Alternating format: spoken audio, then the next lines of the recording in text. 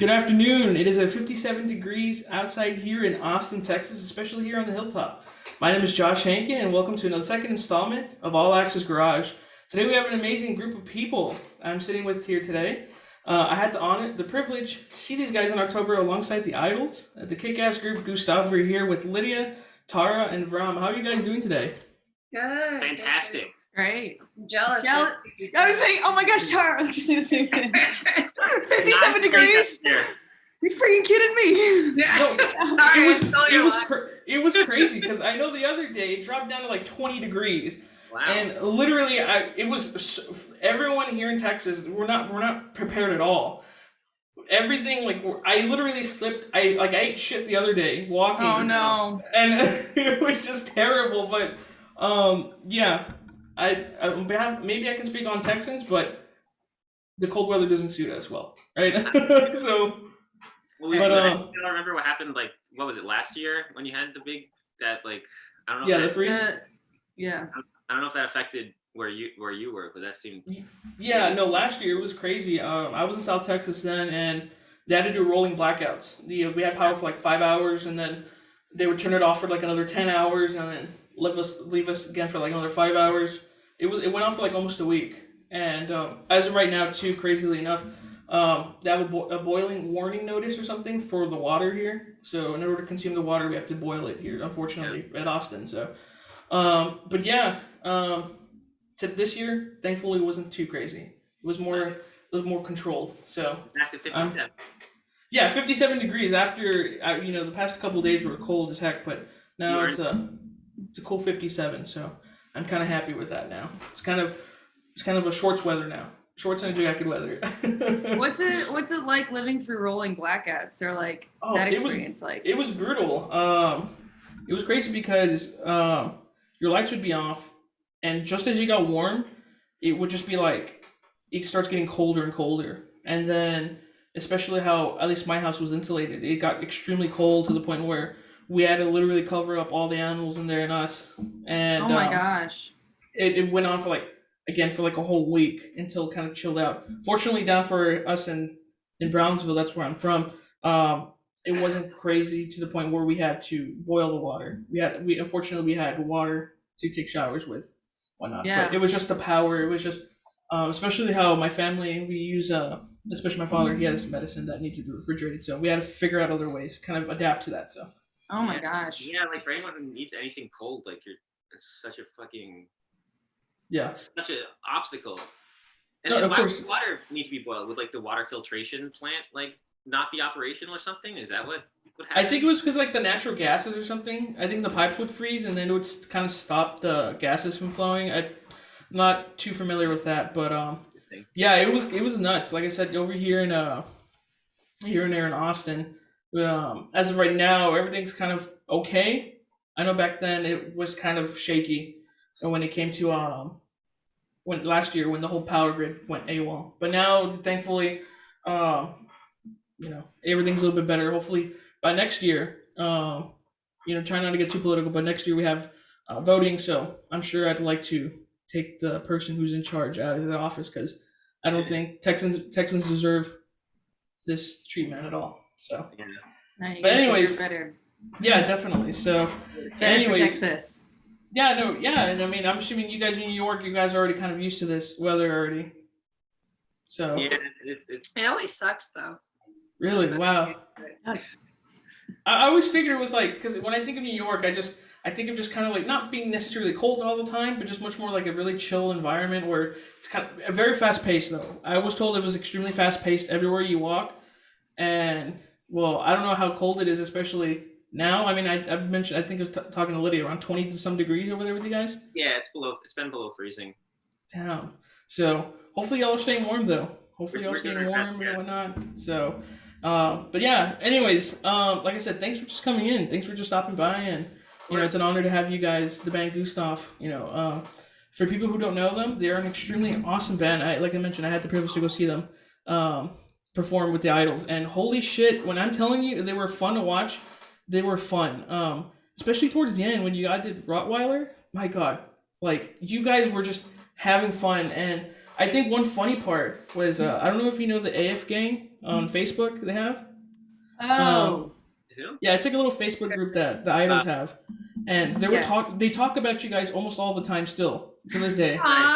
So Oh, That's I believe one of your bandmates. I'm not sure entirely who it was.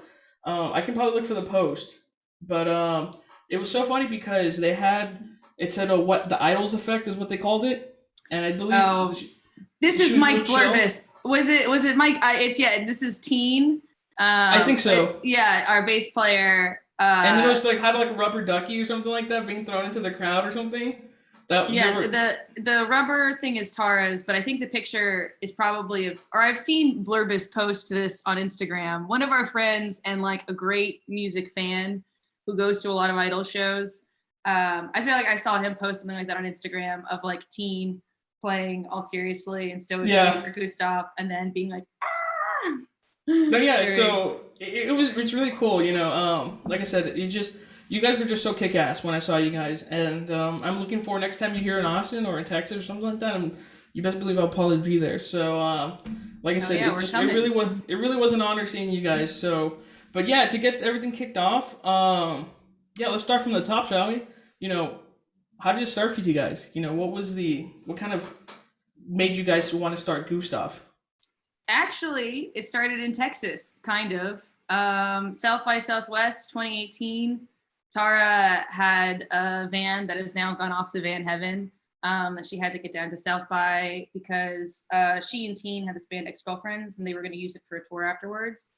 And we've been friends since college and playing music and doing our thing for a while. And she asked if I wanted to help drive her. And I was like, well, it could be fun if we could like do shows on the way down as like a way of, you know, making the most of like a task or an errand. And then yeah, we were just kind of like figuring out how that could happen. And I had some music I was working on. We like took our original drummer Angela and Teen from Ex-Girlfriends, and then Rom was supposed to go to South by that year, but then his band canceled.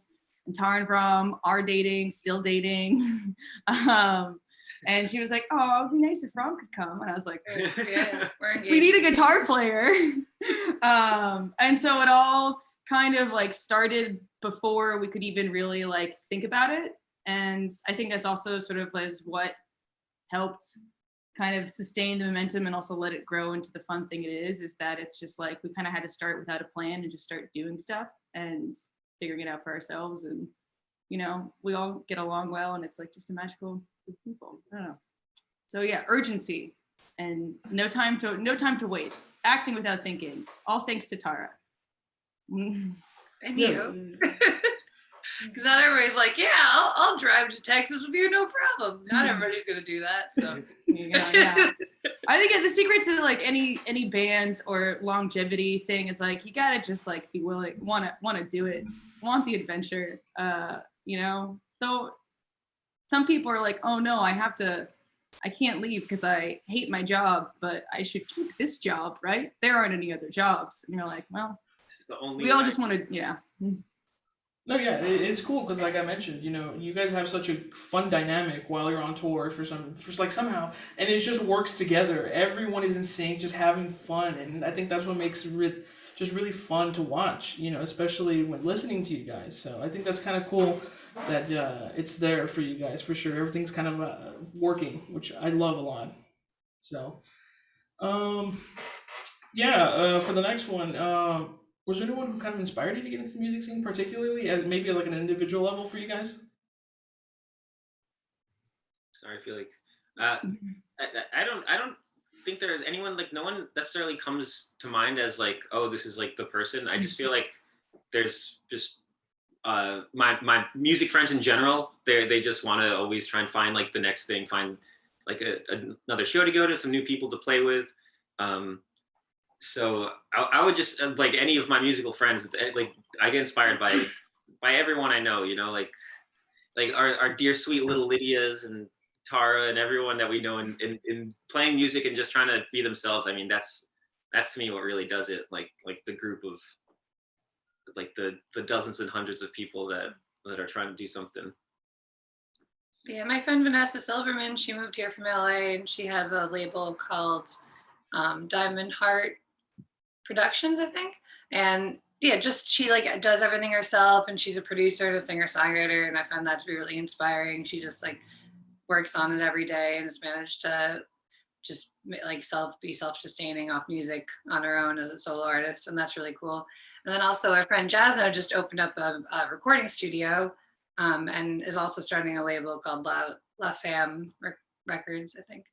So it's just cool that people here are just, yeah, and all of our Place for Strangers are like a huge influence on why I started playing music, or not why I started playing music, but why I like the sound that I have and when I play guitar, the Death by Audio pedals, and that was back in like 2010, 11, like 10 years ago. Yeah, so that they're also here, very inspiring.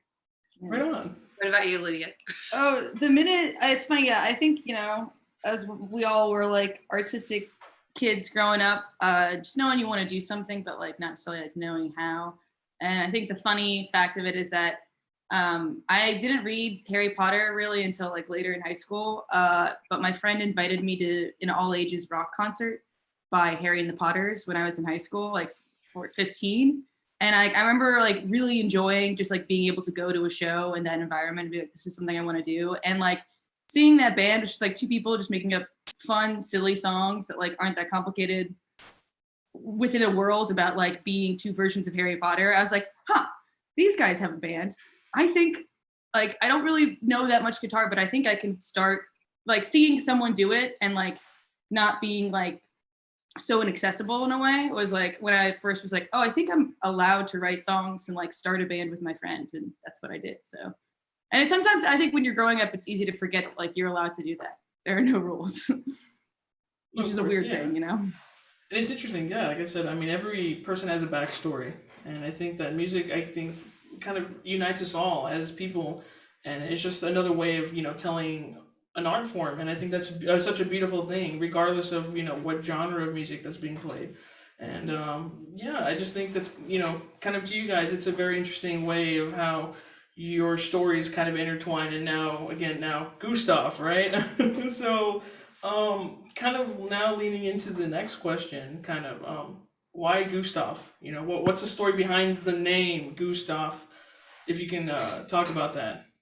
You're trying to book shows really quickly to within a certain amount of time, you need 3 things. You need a photo, you need a link, doesn't have to have music, and you need a band name.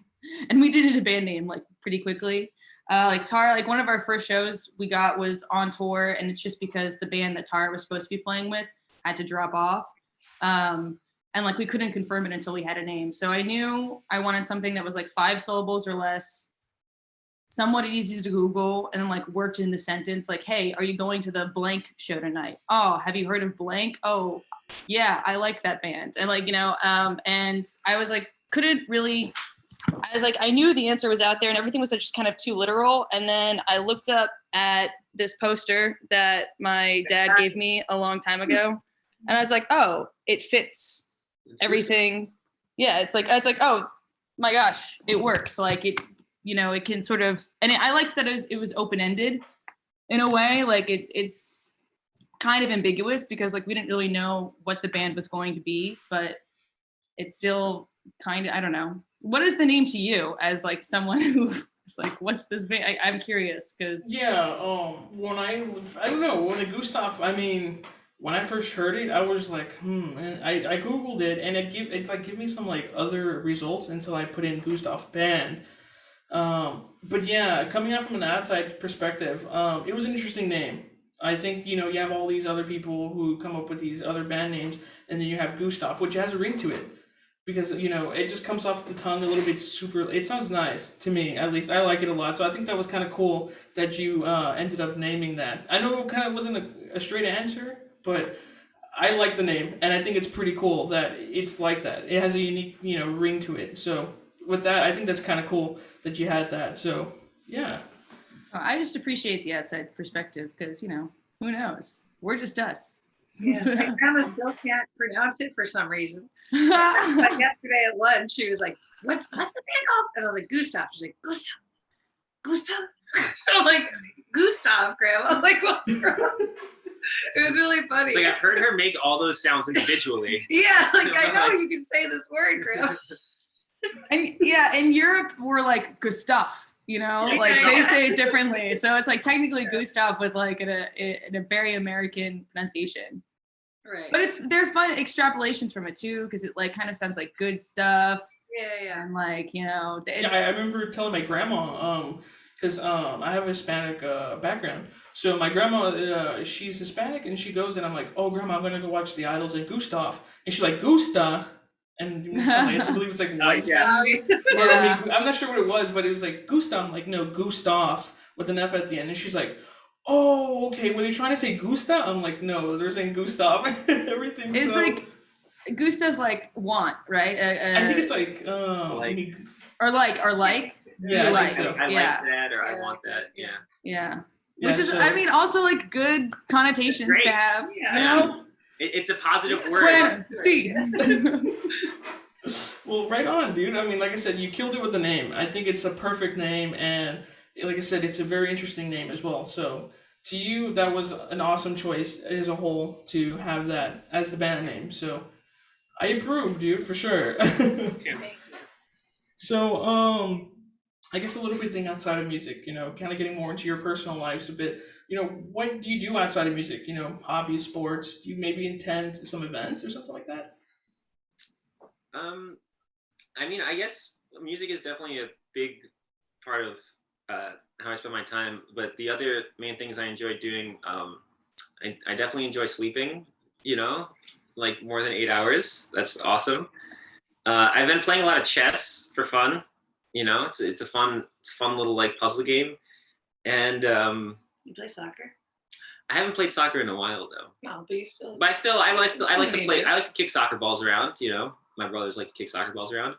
But other than that, like music, you know, sleeping, playing chess, maybe doing some sort of physical activity like walking around.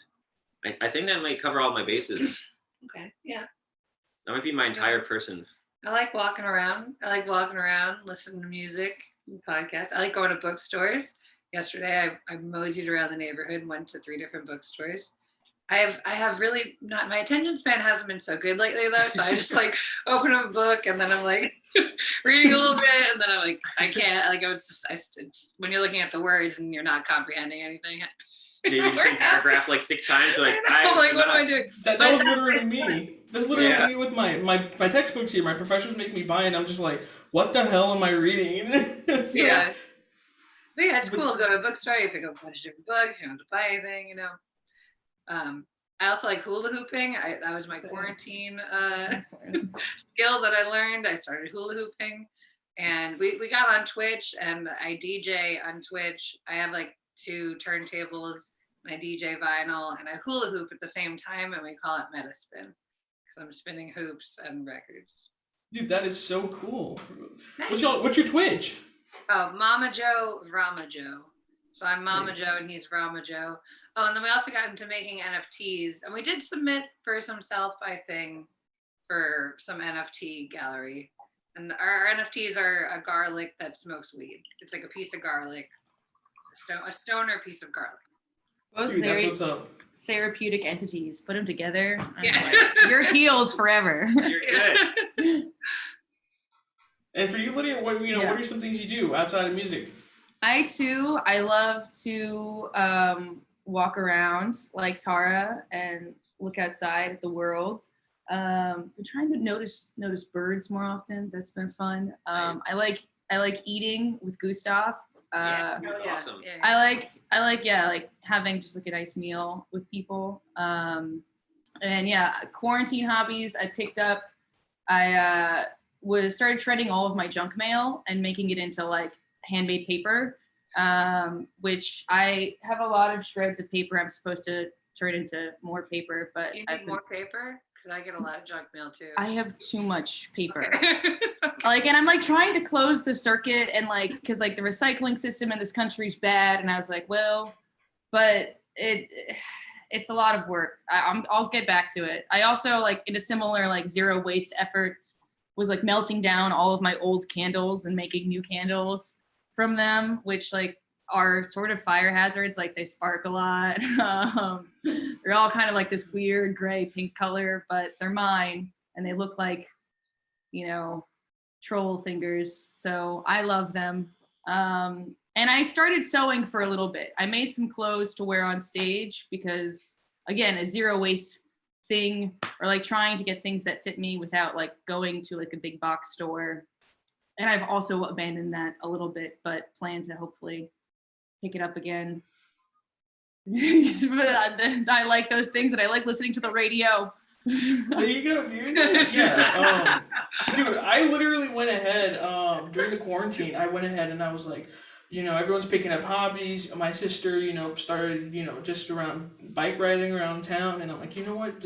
Rather than just sitting here playing Minecraft all day, let's learn something. So coincidentally, that new game, Tony Hawk came out. Hell yeah. So I was like, you know what? Let's skateboard. So I went to the store, I bought a skateboard, and I literally fell on my ass so many times. And to this day, I still don't know how to ride a skateboard, but I'm still dedicated to that. So hopefully. I'm sorry? Oh yeah, dedication is key ingredient. No, yeah, of course. And but yeah, now I have pads all over my hands. I have one with like a wrist guard, the elbows, and put on the knee pads and all that stuff. So I'm prone to fall for sure. So that's the only thing I got into. But I'm glad you guys had some hobbies to pick up and to do, such as reading and doing all that cool stuff. So that's pretty cool, dude, for sure. Keep on skateboarding. I'm sorry? Keep on skateboarding. Oh, you got man. it. It's good that you're protected. Oh yeah, hopefully. I literally, like I was mentioning, when I worked at the hospitals, maybe that's just me being paranoid. When people would come in, and I'm just like, no, I don't want to end up with a large hospital bill.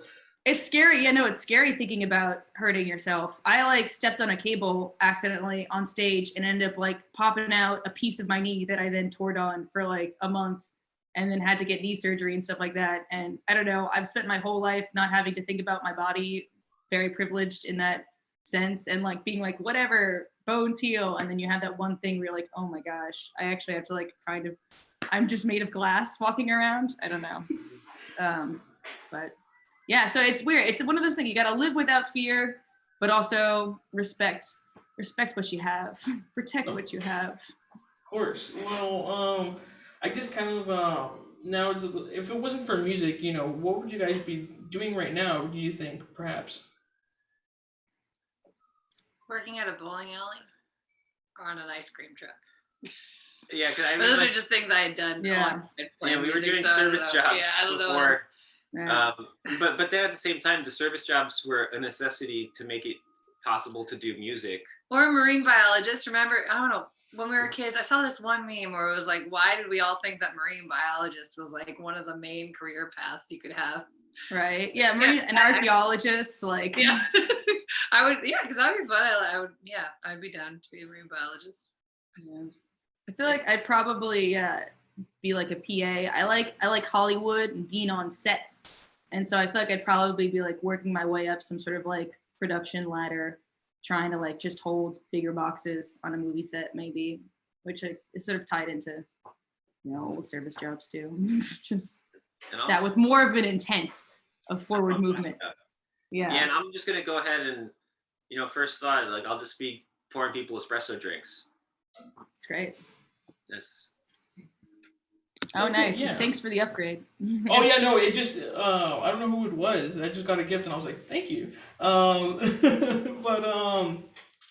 yeah, dude. I mean, fortunately everything worked out, and now we have a beautiful project that you guys have made. So I'm, on behalf of that, I'm fortunate that once again, I'm hearing that that you guys are still going on with the music scene. But just kind of getting a little bit more, deep a bit, due to the pandemic, what hardships, if you don't mind, has there been any hardships, and how have you overcome it, as a specialist from a band aspect, trying to perform out of the pandemic? Yeah, I guess from a band aspect, it was in a way, you know, I think we made the best out of the situation, because Gustaf has always been a pretty like, we've been a live band, you know, that's what we've spent the majority of our efforts and our time doing, is being a live band.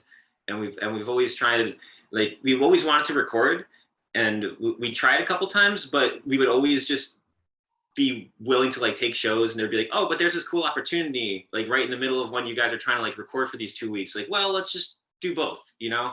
And when the pandemic happened, there was no chance to get distracted by like a fun show opportunity, so it really was like, just, you know, we I think that was the positive thing that Gustaf took out of the pandemic, was it gave us making the record. Yeah, it really made us focus on not just playing shows and recording, because we all just like playing shows. So it'd be like, yeah, you want to do this? It's like, yeah, of course. Like, I'm totally free that night, you know. And yeah, and so that, I think that was the positive thing, and I'd hope for you know, for a lot of people too, it gave them a moment just to like relax in a way, even though it was in terrible circumstances where there's an incredibly contagious disease going around that was killing thousands of people. In the midst of that, it was like, everyone just stay home, like, don't go to your job, just like chill out for a little bit. And I think that was it felt like that was like a needed thing, especially like, as you were saying, Joshua, before, how like New York's fast paced. I just feel like the whole world is like pretty fast paced, you know, like everyone is just trying to do a million things and like checking their phones like legit like hundreds of times a day. And it was just time to take like a year off. And that's kind of what it almost felt like it was just, there were like, normal life was just not an option. Especially I think for us, because we were so used to, like, our whole life was going and playing in packed rooms with like, you know, people, and that was just completely not allowed, for good reason. So it was just a perspective shift, and I think we, you know, I'm happy with how we managed that. So, you know, you got to make the best of a shitty situation sometimes. Yeah.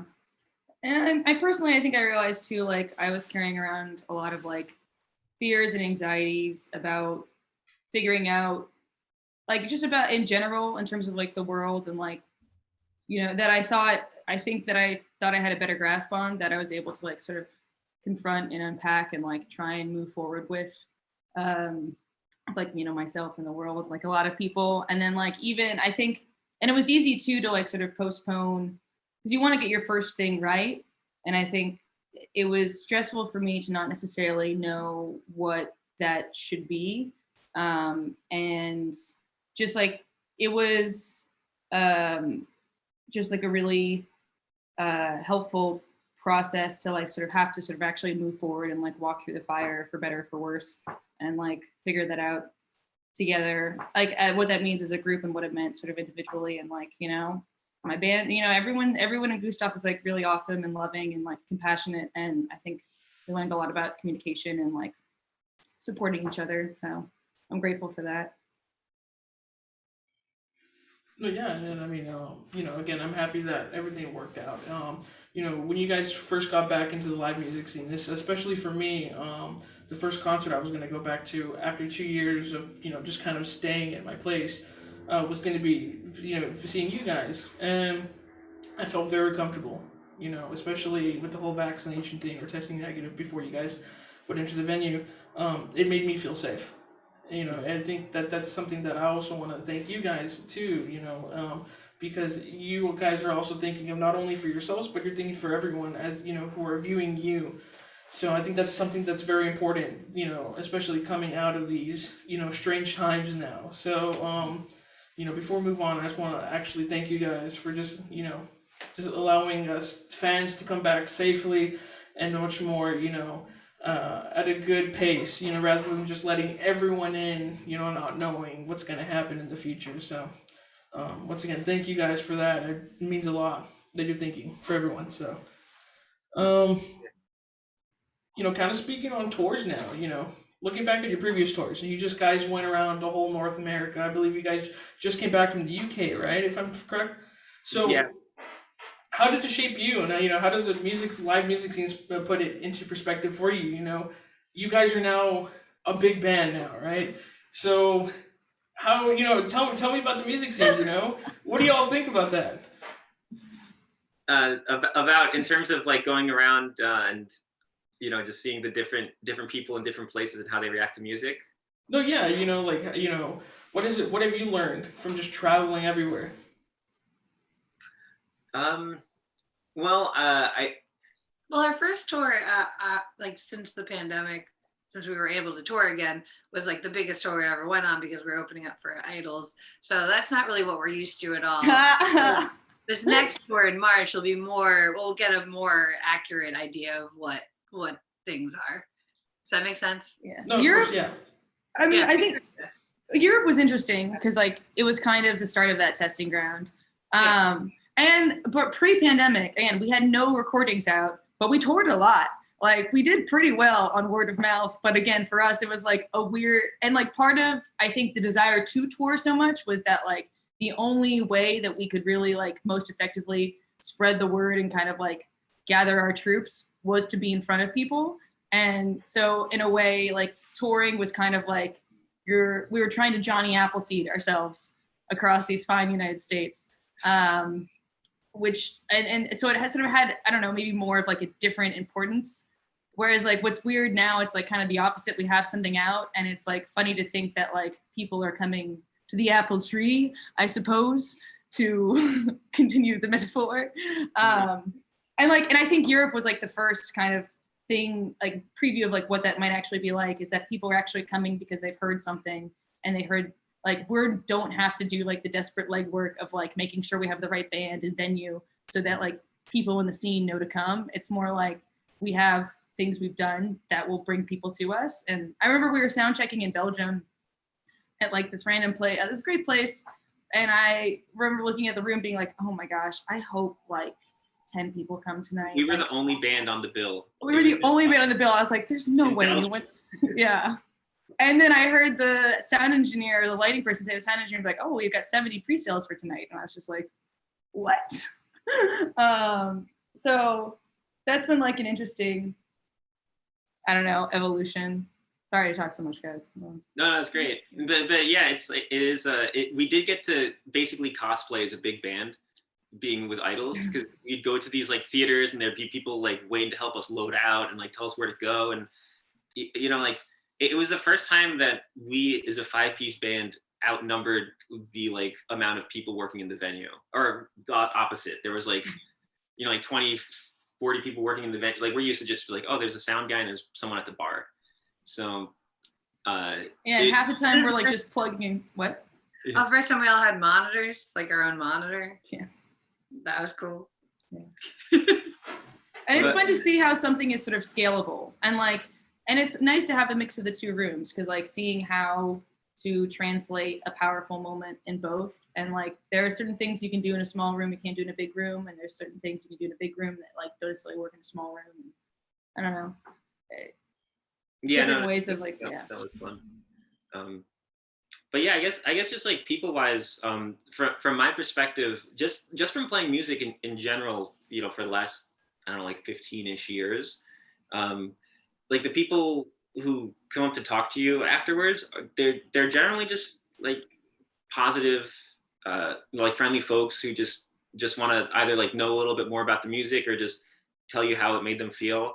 And I feel like that's just like a across the board thing, like no matter where I've ever played music, like it's just, you don't need to even speak the same language, like when we're in like France or something, like someone will come up to me and just start speaking French and I'll be like, I don't know, do you know like a tiny bit of English and Spanish that we can like make this conversation happen?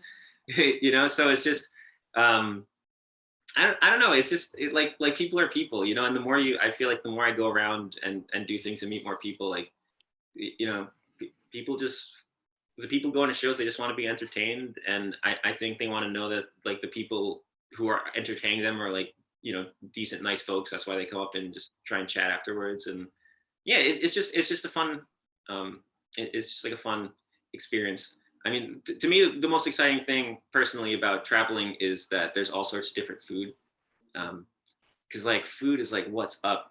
You know, and people are like, oh, I wasn't meant for this time. I should have been born like 200 years ago. It's like, dude, but you can eat. Who this says food. 200? Nobody says 200. Some people years say ago. crazy shit. I should have been back in the 1800s.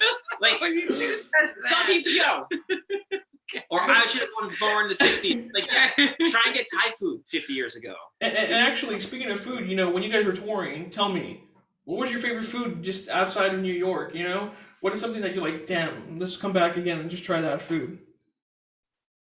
Well, I mean, first comes to mind is Berlin. The halloumi. They had so much like falafel and like they had like fried halloumi, which is cheese, and then I haven't had it anywhere else besides like Arabic food, but it's just so delicious and seems so easy. It's just fried cheese, but like, damn, that's some good fried cheese. And I'm sorry. Oh, sorry. Indian food in the UK is great. In Manchester, there's like Curry Mile, which we have to go to when we play Manchester. Like a street with tons of Indian food restaurants. Oh yeah, and I believe Lydia mentioned to me earlier before the interview started, you guys came down to McAllen, Texas, down to South Texas. Yeah, so, and we did get tacos there before our show at like a really small place. That was really cute.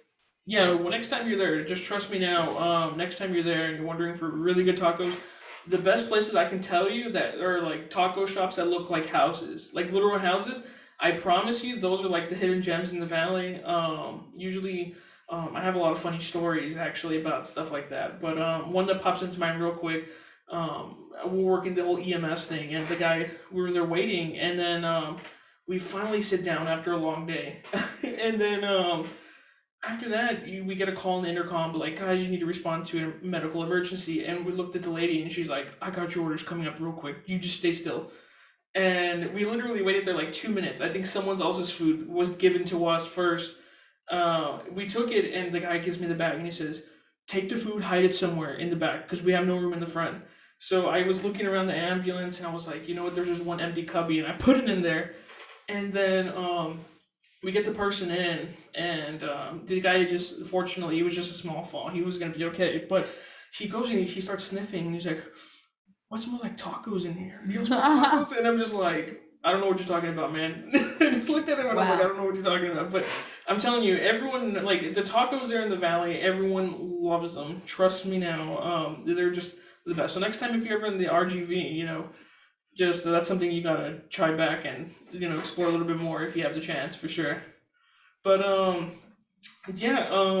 speaking about still on the tourist thing, you know, what are the most memorable things you guys have experienced on tour? You know, has there any been like funny stories you can share with us or something like that? Yeah, which one? I'm like just going. Yeah, what? I don't know. Lots of great stuff has happened. I'm trying to go through like the memories. You guys got. I feel like Tina would be good for this. On the Idols tour, on our day off, we went to a casino resort in Louisiana. That was great. There was the lazy river there, and that was fun.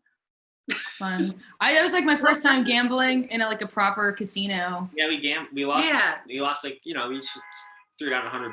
Oh, can we tell the story about how their monitors guy missed the bus call, and then we had to drive him to the airport to get to Texas? Yeah, that was I was like hanging out with my friend Jeremy, who does monitors for that, and we were just like walking around, like looking at the waters or whatever, and like in the mud. And then he like looked at the clock and realized it was like really late. He's like, oh man, I missed the bus. And so I had to like at like 3:30 in the morning drive him to the airport. Luckily there was one like not that far away, but it was like one of the thickest nights like I've ever been in. Like I've never seen fog that thick, and I was just like, what am I doing out here in the middle of Louisiana? Jeremy. I know, that's ridiculous. Actually, another time, Sulphur, Louisiana, that's like right by Sulphur, Louisiana. And when I was on tour with another band, that was like the first time I went to a casino, which was attached to a motel. And my friend Alex and I were like, let's go get a drink at the bar, like see what this casino's like. It was just like a bunch of machines in a room. It was kind of sad. We went to the bar and like showed our IDs. And the woman and my friend Alex had just like turned 21, and she's like looking at his ID for a really long time. She shows it to another person. A sheriff comes over, and we slowly realized we got 3 people looking at it and like pulling out their phones, and we realized they couldn't figure out how old he was from like, they couldn't do the math to figure out that he was 21. And we ended up sitting next to this woman named Marissa, who had a pink shotgun named Rosie. She had shot her husband's TV earlier that day. She had his autograph and napkin, was like, shit, if I knew you were coming, you could have stayed at my house. And we were both like, we gotta go back to, I don't know. So not a Gustaf memory, but related to wild Louisiana times. Memorable we went moments. to Christine, Texas for Christine, Yes. her bass player. We went to Christine, Texas. That was Christine's day. Christine that was Day. 2019, right? Yes. Yeah. It was so great because everything says Christine on it. And Everything. We had like a photo shoot with her all day of her standing in front of things that said Christine. Like a big old water tower. It's Christine. A graveyard. Post office. And what about Austin? What did you guys do here in Austin? You know, while you guys were here, did you manage to just go around town, explore a bit? This time in Austin was so weird because we've all been there a lot for South by Southwest and had more time to hang out. It was surprisingly very hot in Austin. 90 degrees. And we had come in from a really long drive and we had to, I think, drive out the next day. So it was like a very short, it was weird. It was kind of like, it was the least familiar Austin's ever felt because I feel like we were just sort of like within this like little radius. We ended up at that like honky tonk bar. It was like white. We did, yes. White. Where was it? That was great. I really loved that. Right across The White Horse or something. Oh, And then, they have a taco stand up back. That was actually amazing. Tara and Brom, I'm so happy we did that. And I forgot I'd been there before. They like square dance. And there was some person just playing the piano, but like doing a really good job of playing drunk honky tonk. And I was like, really loved it. I was like, if anyone else on that piano, I'd be like, yeah, what is that? It's like, this is not the vibe, man. Yeah. Yeah, no, Austin's a very diverse place here. When I first moved here, it was kind of a culture shock for me because coming down from South Texas, it's really kind of just very conservative. So coming up here was extremely different and kind of, to your point, you're like this, a drunk honky tonk player. If you're in South Texas, you'd be like, what are you doing here? But it's totally appropriate here in Austin, and I think that's what makes Austin Austin. And I think one thing that my professor told me was you have to be a special kind of weird to be weird here in Austin. So I think that's a very interesting thing. But kind of talking about your fans now. Again, you guys have grown like really big now. So your fan base is pretty big. So what makes your fan base so unique, and why are they the best to you guys? I mean, that's I guess a good question, because I feel like I have this weird like diluted sense of who comes to Gustaf shows just because of the Idols shows, where like the majority of I feel like the compliments I've received this last year of music is like, I had no idea who you guys were, but it was awesome. And that's like something that I feel like we're so used to as Gustaf because we have no music out. And this is like the first time we have music out, but we're still playing in front of like a very big undiscovered audience. But I do feel like the people who have heard of Gustaf before who come out are it's, I don't know, I feel like it's just like people who I don't have like a typical like Gustaf fan caricature in my head. I don't know if either of you. Well, I think because we played so much before we put out a record too, we made a lot of friends and like repeat fans that like throughout the years that like really like we owe a lot to, because like they would help spread the word and like be supportive and bring people to see us. So it got to a point, I think, playing before the pandemic too, where it's like you would just run into so many wonderful familiar faces you had met from being in this band. And I think everyone's just really nice and supportive. And I think our fans like to have a good time. They love to smile. Tara makes everyone smile during our sets. And, they like to dance and be playful. They're You funny. make them smile too. With a different, but not because I'm smiling. No, and you guys are so kind because, again, I guess kind of to Ram's point, I didn't know who Gustaf was, but you guys were so friendly. I remember I started fangirling a bit because while you guys were performing, I just waved my hand. And I believe it was Tara and Lydia who went ahead and waved back at me. And I'm like, oh my God, they waved at me, just fangirling there. And then my friends were like, oh my God, they waved at you. And I'm like, yeah, they noticed me. And it was just really funny because it was like, and that's what I love about, bands, especially at this size where they're more personal. They're more, you can, have a conversation with them. And, again, the fan base, like I said, now I know a lot of people who actively listen to you, that was me. And here at the Top Radio, I know that, we were all talking about projects, and I'm like, yeah, I had just gone to see Gustaf with Idols. And they're like, Gustaf, and I showed them, and literally at least like a handful of people started listening to you guys because you guys just have such an awesome beat. And it's just like, for example, like the one song I literally still can't get out of my head is Book, where I'm just there like just jamming in my dorm room listening to that. And it's just like I said, you guys with your music just give up this awesome vibe that a lot of people appreciate, including me.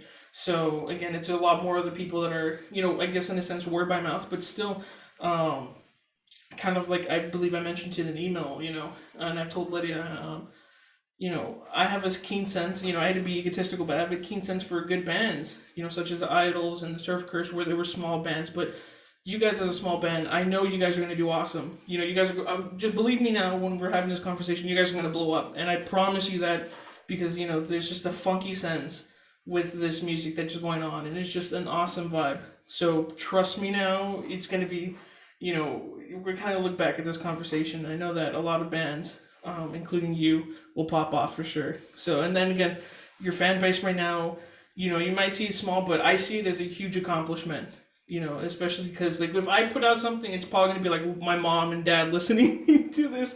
But you guys have like, again, a huge fan base that loves your music, and it's, spreading rapidly. And especially like I mentioned with the AF gang, everyone, every other day is talking about you guys. So you guys still have a huge, spot in our hearts, regardless of, what goes on. So, just keep on the good work for that. Yeah, totally. And that's totally the point, is to just, be able to make music that we enjoy playing, that other people find value in too.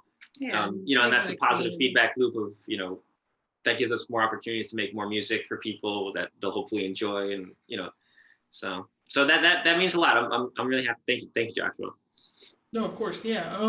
So here's where we get to the meat of it, right? How does a song come existence for your band? Do you try to follow any themes, perhaps? Is there anything that when you're making a song, you're like, we have to act that, it has to be about this, or how does that even work for you guys?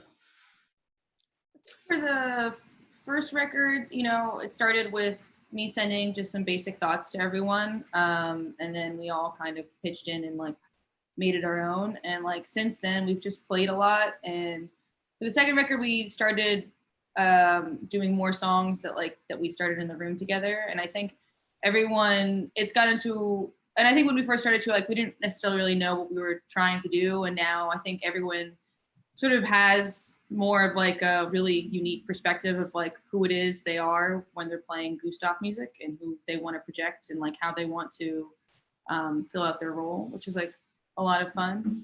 And I think for the first record, like the title is kind of how I tried to like at least surround the like ethos of the songs, was that it was like audio drag for ego slobs, and audio drag is like Tara's vocal pedal or some type of kind of like vocal exaggeration or disguise for people who are bad at translating the world within the context of themselves. So kind of like just thinking about like a funny, indignant character who we all can kind of relate to because of like our lower vibrations, but also we can kind of laugh at and try and like disperse the less than great parts of being human, I suppose. Vindication, I don't know. Sorry, it's my long-winded answer. From No, but yeah, it makes sense for sure. Yeah, I mean, from my perspective, I'm not necessarily like a like Lydia's. I think like Lydia, the way you approach music, it's like conceptual in a way, and it's like you're thinking about it from all sides. And for me, I feel like I'm the simpleton of the group, where I'm just like, all right, there's a bass group, it goes like this, the drums generally are going to work like this, and now we got to like add like some other little flavors and textures, and I don't know, for me, I'm more of And I think there's something about like the five of us and Gustaf, we all have like different perspectives and approaches on music, which is kind of probably why it makes it work so well. And we're all able to work, you know, and add to each other's like skills in a way. And another fun like part about Gustaf is that like Tara, she's a guitar player primarily, but she basically is just like auxiliary hype man.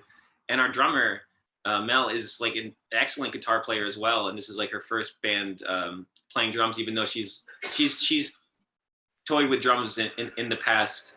But yeah, it was, I don't even know where I'm getting off now on this answer. Basically, everyone's great at guitar, and I don't let anyone play guitar except for you. No one's allowed to play guitar. I'm allowed to play guitar, and when I do, it's one note. It's and that's like a fun thing about the songwriting process, because like everyone has all these things that they can, like we all have like very deep bags of tricks. I believe that everyone is like very skilled in their own way.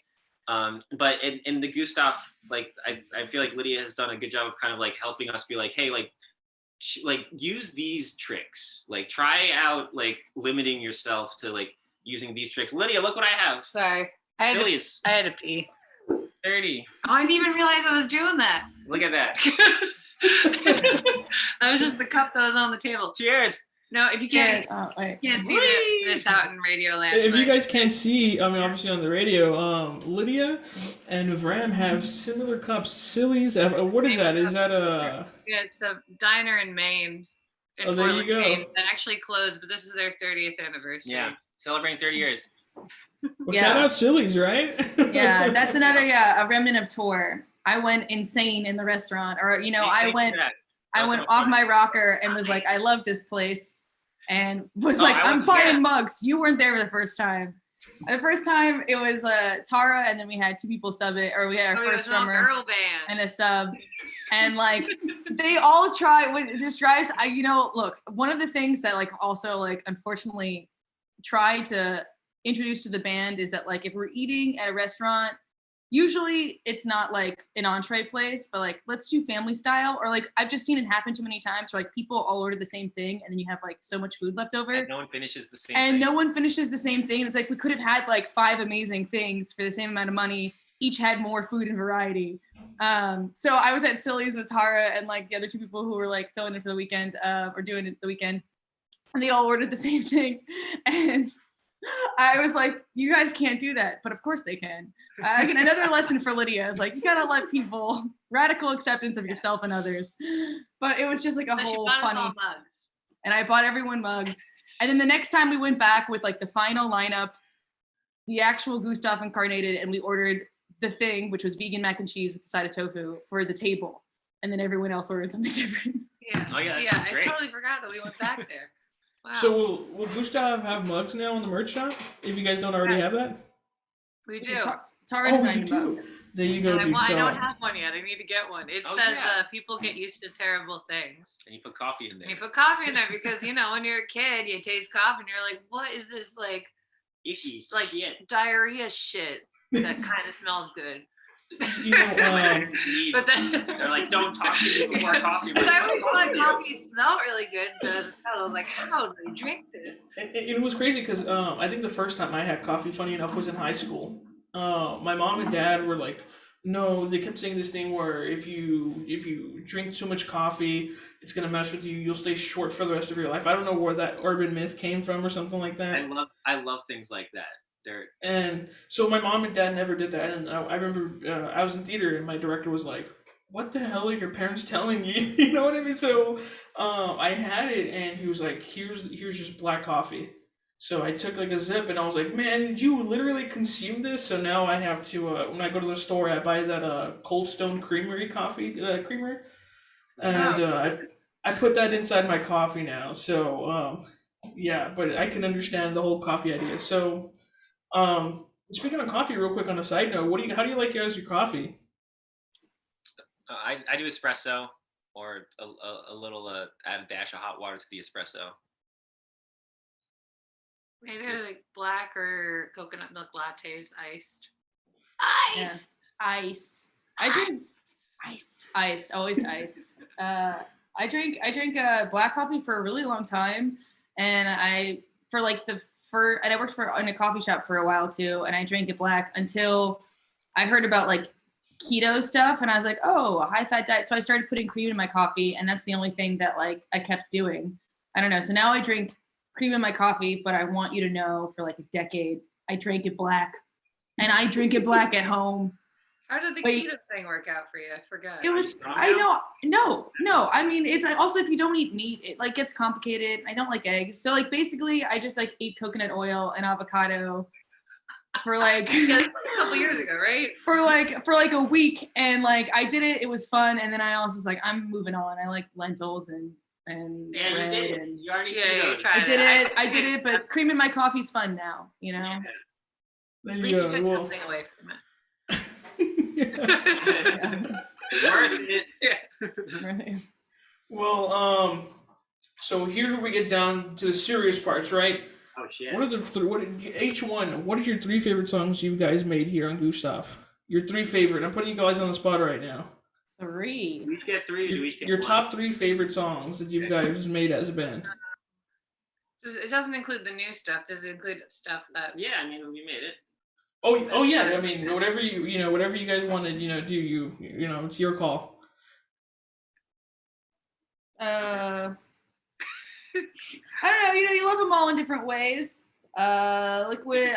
But Yeah. Today, fine. I'm gonna say Design, Dog, and Liquid Frown. boom. Damn it! I was gonna say Design, a dog, and book. You I can, guess you can't say that now. No, I huh? can't. Okay. fine. No, I you can also can't. change mine. Because it's the first time I made a kazoo part. Yeah, you Yeah. did solo. I have a kazoo part. And dog, I bark a lot. But for the new stuff, I really like Close into the other thing. What's the other thing Yeah. we could get into Close? Is that all Close? So yeah, it's a postlude perhaps. Yeah. Is it Sometimes it can get a little self-indulgent at the end, but we'll have to make it We cool. do close and then / closed. Closed, yeah, or clothes, Yeah, clothing. clothing. Yeah. Yeah. Oh, we did call it clothing, I think before. Okay, True. Close and Clothing. Yeah, It's not out. it's not out. Not out.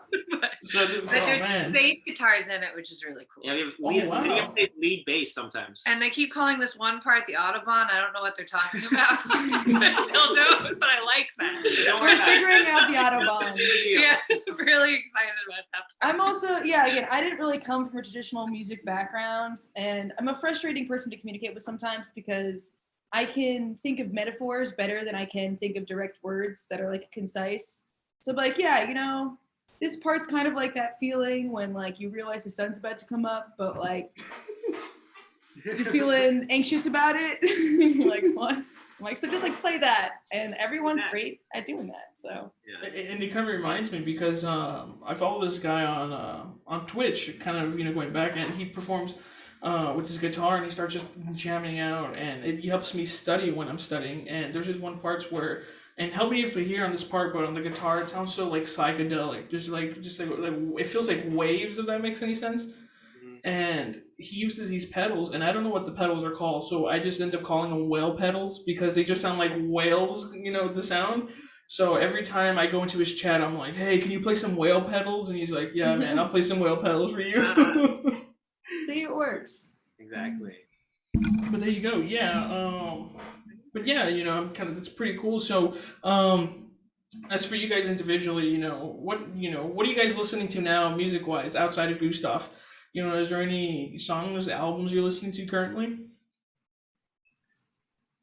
We have I'll some Play friends. Stray Stranger's new record came out on 2 days ago, Friday. Oh, I have to listen to that. Yeah, Yeah, it's good. it's really nice, and it ends on like a sweet note too, because it's usually very like industrial, not necessarily like heavy music, but it's not like music that you can like. It doesn't make you feel like this is a field of flowers, like that's not what you're getting from that.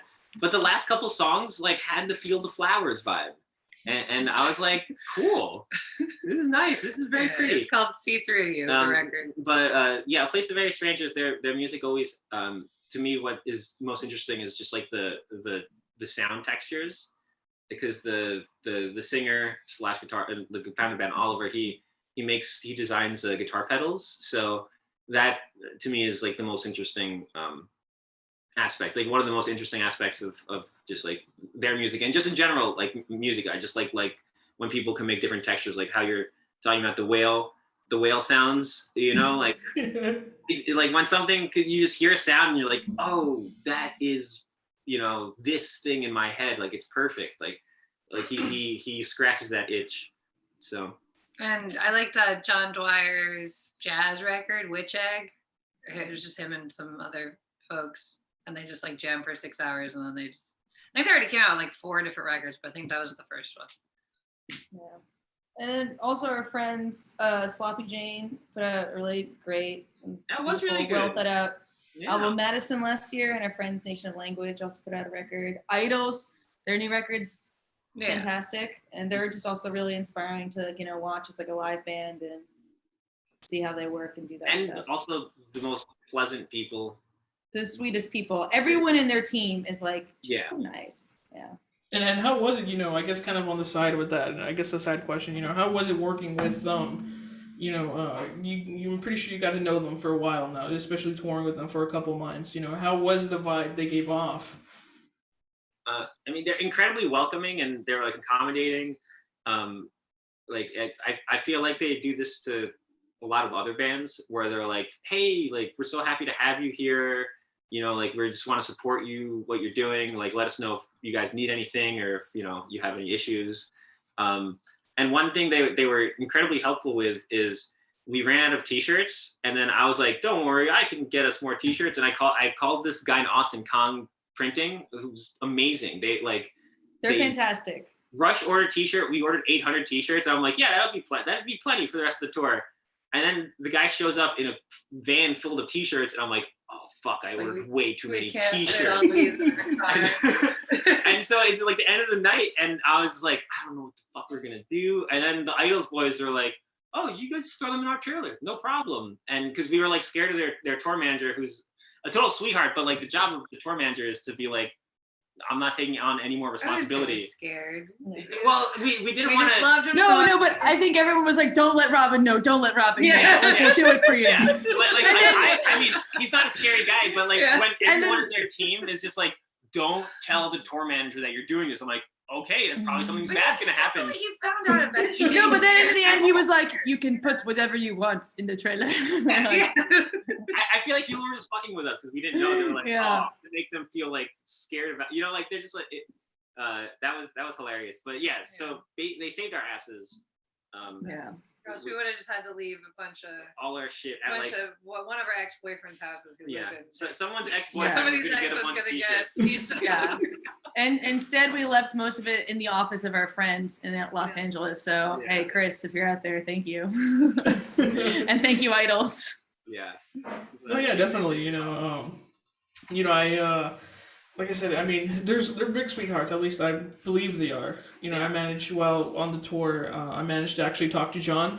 I have this thing where at the time I would have done it with you guys, but I didn't know, quite honestly. But I give drumsticks as kind of like a little thank you. So I did it with Nick Radigan, who's Current Joys or Surf Curse from him, and then I did it with John from the Idols, and I got to meet him, and they're such sweethearts. I think kind of to your point, what you guys were mentioning.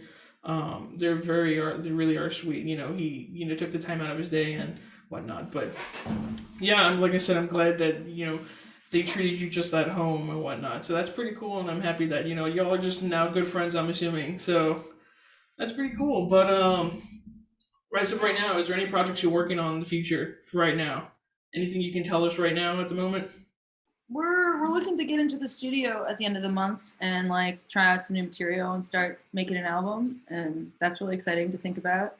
And Tara and Bram also have like a lot of other music stuff they're working on. You guys want to talk about it? Tara's got her first show with a new band on Thursday. Yeah, T-Eater. Yeah.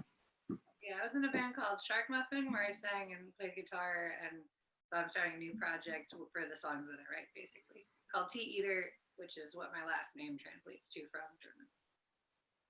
So yeah. Cool. Right and then and you guys also you've got Moonfin too with like our drummer Mel and her partner. Yeah. That's like a double date band. It's me and Brahman, Mel, and her partner Ryan.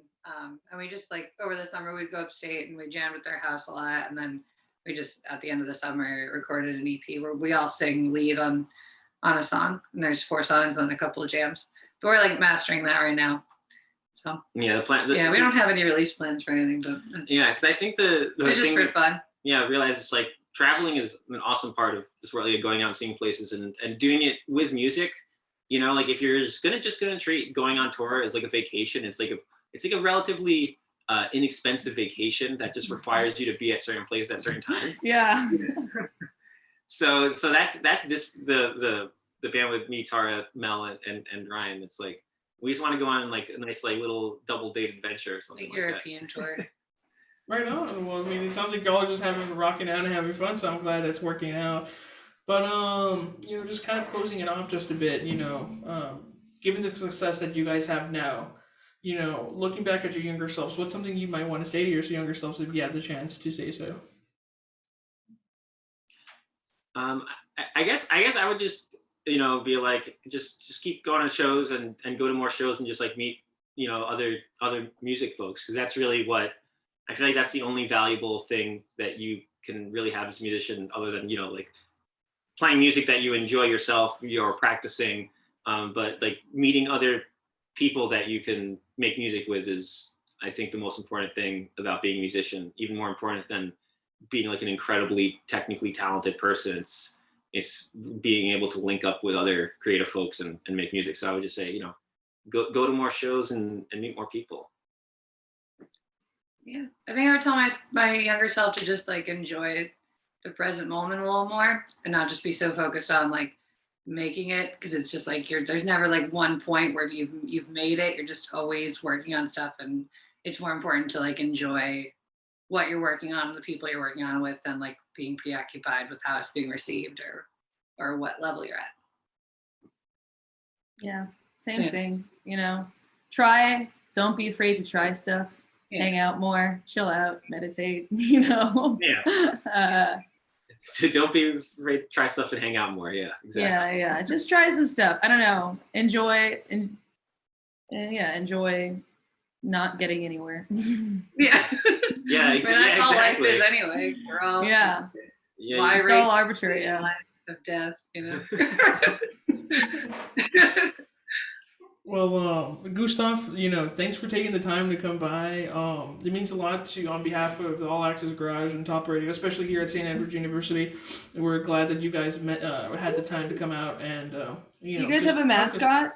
It's a hilltopper. We are Go Hilltoppers! We're literally on the hill of Austin. So I actually sent you a picture afterward, but there's like a little like we have like such a beautiful view of downtown Austin. So yeah, like I said, you know, thanks for stopping by. You know, we love when artists come by and you know get a talk. You know, especially because here in Austin and especially here on the Top Radio, we have a lot of students who are aspiring to be musicians, just like you guys. So it means a lot that you guys are stopping by and just kind of giving these little words of wisdom to everyone, and you know, so it just means a lot. But as of right now, do you guys have any closing thoughts or statements? Anything you'd like to say? Plug, perhaps? I love Torchy's tacos. That's one thing I didn't say. Yeah, to the people playing music or wanting to play more music, I want to tell those people everything's acceptable. Hang out more, have fun, try some stuff. And we're playing South by Southwest this year, and we're also playing Dallas, I think, on like the 17th or 16th of March. Yeah, the day before South by. South by. And hopefully we'll see you too. Yeah. I don't mean to interrupt you, but you guys are playing South by this year? Yeah. I'm actually working South by. So hey, there we go. So if you guys are down here, hopefully we can just maybe go grab a bite or something for lunch or something like that. That'd be kind of cool. That would be great. Yeah. 100%, because we're there for like, you know, three days or whatever. Yeah. So Mhm. and I think we're only playing like 2 shows a day. So for now, but we'll be able to Yeah, right on. Well, of course we're gonna see you, you know. Yeah, Yeah. dude, it'd be awesome. You know, like I mentioned, I'm just pretty hyped.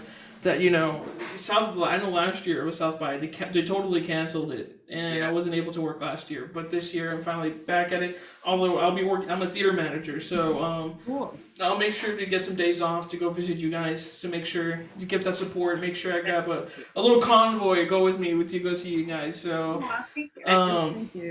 yeah, guys. Like I said, thanks so much. And for people who are listening or watching, you can follow Gustaf on Instagram. I believe you have a Facebook, correct? Or Twitter? What do you guys have? Yeah. Tara runs the Twitter. I slowly respond to DMs on Instagram, and we have a Facebook page that's pretty much a graveyard. But if we got big announcements, I'll put it on there. Right on. But- Well, MySpace. Oh no. We missed that. If only Too late for MySpace. it stopped there. Oh, that's fun. That'd be a fun song. Too late for MySpace. Too late for MySpace. I there need you some. go. Well, once again, Gustaf, thank you so much for stopping by. It means a lot, and I hope to see you guys in the future. Thank you so much. Yeah. Next month. All right. Thank you, guys.